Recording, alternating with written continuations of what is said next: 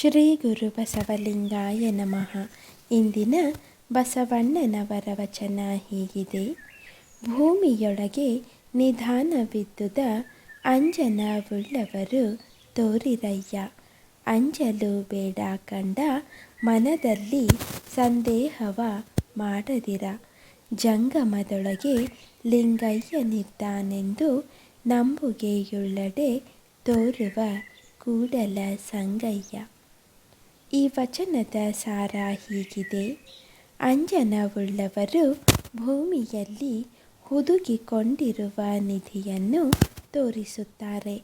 ಹಾಗೆಯೇ ಅಂಜದೆ ಅಳುಕದೆ ಮನಸ್ಸಿನಲ್ಲಿಯೂ ಯಾವುದೇ ರೀತಿಯ ಸಂದೇಹವನ್ನು ಹೊಂದದೆ ಜಂಗಮದಲ್ಲಿ ಲಿಂಗವಿದೆ ಎಂದು ನಂಬುಗೆಯನ್ನಿಟ್ಟರೆ ಖಂಡಿತವಾಗಿಯೂ ಭಗವಂತನ ದರ್ಶನವಾಗುತ್ತದೆ.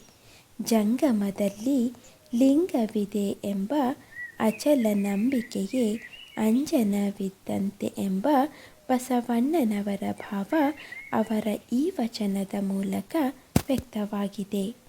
ಶರಣು ಶರಣಾರ್ಥಿಗಳು.